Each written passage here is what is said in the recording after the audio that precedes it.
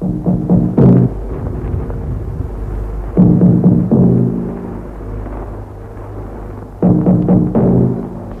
ist PC-Spiele Tipps und Tricks mit Desert Order Anfängertipps.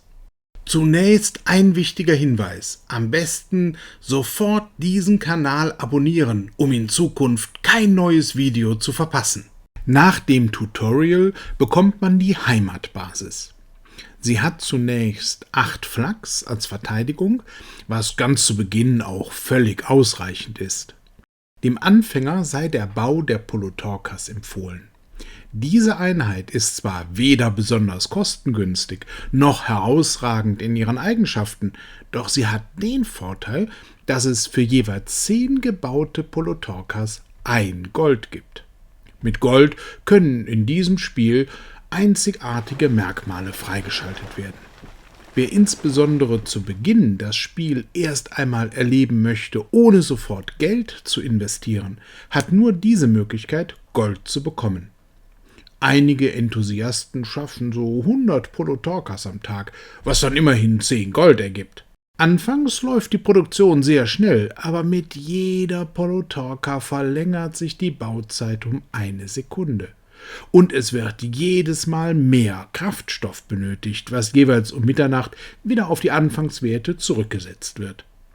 Das alles macht die Massenproduktion der Polotorkas ziemlich nervig. Für 5 € über Kreditkarte Gold zu kaufen, ist sicherlich der bequemere Weg. Und wenn alle Ressourcen verbraucht sind, dauert es erst einmal sehr lange, bis sie wieder hinreichend nachproduziert wurden. In der Nähe der Basis werden die Einheiten von den Flaks der Basis geschützt. Wer jetzt aber ausloggt, nimmt damit den gerade produzierten Einheiten die Deckung. Denn die Basis wird 15 Minuten nach dem Ausloggen von der Karte genommen. Die Einheiten bleiben dann schutzlos zurück und sind der Willkür der Gegner ausgeliefert. Als ich später wieder einlogge, sind die Einheiten dann auch tatsächlich vernichtet worden und meine Heimatbasis steht nun an ganz anderer Stelle. Um nun etwas zügiger produzieren zu können, aktiviere ich den täglich einmal kostenlosen Stahlboost. Für 1 Stunde wird nun die Stahlproduktion verdreifacht. Um den Effekt noch etwas zu verstärken, baue ich die Stahlproduktion etwas aus, zumindest so weit, dies meine noch sehr bescheidenen Ressourcen erlauben. Bei jedem Ausbau sollte man die Energie im Auge behalten. Jede Stufe eines Produktionsgebäudes kostet etwas Energie. Die genutzten und die verfügbaren Energiepunkte werden in der oberen Leiste angezeigt. Eine geringe Überschreitung toleriert das System zunächst. Eine deutliche Überschreitung führt zum Zusammenbruch der gesamten Produktion. Wenn dann kaum noch Kraftstoff produziert wird, können sich nicht einmal mehr die Truppen bewegen. So kann man sich als Spieler leicht selbst außer Gefecht setzen. Mit Erreichen von Ausbaustufe 5 erhalten wir eine Systemnachricht.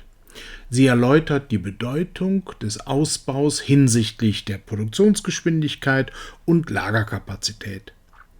Einen sprunghaften Anstieg erfahren diese Werte, wenn wir erst einmal eine zweite Basis im Besitz genommen haben. Dies ist das Ziel, auf das ich mich nun konzentrieren werde. Ein zweites Sonderangebot betrifft die Lancias. Täglich 50 Stück können zu einem Vorzugspreis erworben werden. Einige wenige würden reichen, um eine Anfängerbasis einzunehmen. Diese nur von neuen Spielern einnehmbaren Basen sind auf der Karte heller dargestellt und sehr einfach einzunehmen. Basen anderer Spieler sind da schon ein ganz anderes Kaliber. Sollte jemand nach seinem Spielstart wider Erwarten keine solche Anfängerbasen auf seiner Karte finden, so empfehle ich, mit der Heimatbasis auf eine jüngere Karte umzuziehen. Das kann einfach über das Setup-Menü Heimatmap ändern geschehen. Um aber die möglichen Probleme neuer Spieler deutlicher zu machen, produziere ich eine ganze Gruppe von Lancias. Für Lancias ist die maximale Gruppengröße 19 Stück. Lancias haben taktisch gesehen denselben Zweck wie Pulutorkas. Sie haben vor allem einen Bonus beim Angriff gegnerischer Basen. Sie haben allerdings eine größere Sichtweite, belegen weniger Militärpunkte und verbrauchen weniger Kraftstoffe als Pulutorkas. Die ersten 50 sind auch noch in der Anschaffung weitaus günstiger. Das alles macht sie zur militärisch besseren Alternative verglichen mit den Pulutorkas. Während die Lancias gebaut werden, möchte ich das Augenmerk noch auf die gerade schon erwähnten Militärpunkte lenken. Jede produzierte Einheit belegt einige Militärpunkte. Stärkere Einheiten belegen mehr Militärpunkte als schwächere Einheiten. Eine geringfügige Überschreitung des Limits wird vom System toleriert. Mehr als 100 Punkte über dem Limit führen, wie das Thema Energie, zum Zusammenbruch der Produktion. Man sollte das Limit also wirklich ernst nehmen und nicht erst reagieren, wenn der Bau weiterer Einheiten komplett verweigert wird. Die produzierten Lancias sammle ich unweit der auserkorenen Basis, die ich einnehmen möchte. Der Standort dient auch der Abwehr etwaiger anderer Interessenten. Als die Gruppe komplett ist, baue ich noch ein Eroberungsfahrzeug, auch als APC bezeichnet, und dann greife ich die Basis mit den Lancias an. Und nach einem sehr kurzen Gefecht ist die Basisverteidigung erledigt und das Eroberungsfahrzeug kann hineinfahren. Als erstes einen Flughafen einzunehmen, ist schon ein besonderer Glücksfall. Davon gibt es nur etwa 40 je Karte und entsprechend begehrt sind die bei den Spielern.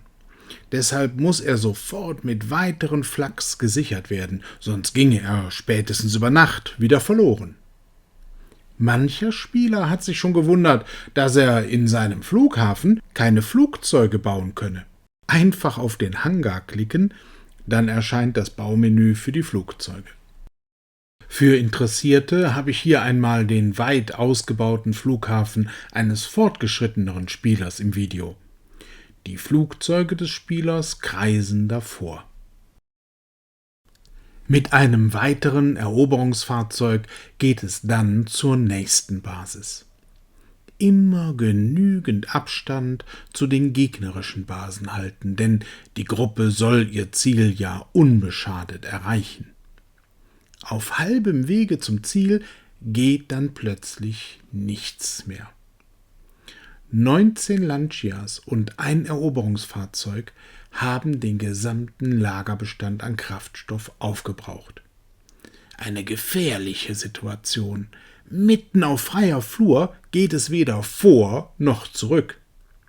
Dieser ständige Kampf mit der Knappheit von Kraftstoff wird sich durch das gesamte Spiel ziehen, wenngleich später auch auf weitaus höherem Niveau. Militäreinsätze sind vor allem auch immer eine logistische Herausforderung. Die Wartezeit, bis wieder ein gewisser Kraftstoffvorrat produziert ist, nutzen wir zum Ausbau der Basen. Dieser Bildschirm kann bei allen Bauaufträgen, bei Gebäuden ebenso wie bei Fahrzeugen immer mal wieder erscheinen. Einfach das Rechteck im Bild anklicken. Dies dient als Schutz gegen Makrorekorder. Studio Hoppe, der Entwickler dieses Spiels, möchte damit verhindern, dass bestimmte Abläufe automatisiert werden. Im ständigen Kampf mit dem Kraftstoff geht es dann weiter zur nächsten Basis. Deren Einnahme ist dann auch nicht schwerer als bei der Basis zuvor. Es wird in Kürze hier ganz sicher auch Videos zu epischen Schlachten geben. Im Video mit den Anfängertipps sind diese aber nicht zu erwarten. Auch diese Basis schützen wir etwas und bauen sodann ein weiteres Eroberungsfahrzeug. Mit diesem geht es zur 4. Basis. Natürlich wäre es ideal, wenn alle Basen nebeneinander liegen würden. Aber das ist nicht immer zu verwirklichen. Die 3. und die 4. Basis sind Panzerbasen. Das ist der häufigste Typus. Ideal wäre noch eine Hubschrauberbasis gewesen. Für die erste Stunde im Spiel sind dagegen ein Hafen und ein Bahnhof von untergeordneter Bedeutung. Da könnte man zugreifen, falls sich die Gelegenheit ergeben sollte, aber man sollte sich bewusst sein, dass diese sehr begehrten Basentypen dann auch härter umkämpft sein werden. Übrigens sind 8 Flaks für normale Basen eine absolut angemessene Verteidigung, stark genug gegen Anfänger, und sie bietet genügend Zeit, um eine nicht zu weit entfernte Unterstützung heranzuführen. Wir haben nun 4 Basen und werden gleich die 5. Basis einnehmen. Zu Beginn gibt es formal ein Basenlimit von 10 Stück.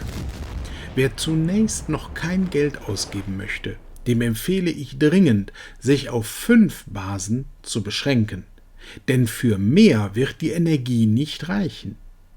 Nur wer Gold kauft und damit neue Kraftwerke errichtet, kann sofort weiter wachsen. Nach einer Stunde im Spiel haben wir nun 5 Basen. Und das ist bereits eine ganz solide Basis für ein weiteres erfolgreiches Spiel, bei dem viel Spannung und Spaß garantiert sind. In Kürze wird es hier weitere Videos mit etwas fortgeschritteneren Tipps und Tricks geben. Also am besten den Kanal abonnieren und kein weiteres Video verpassen.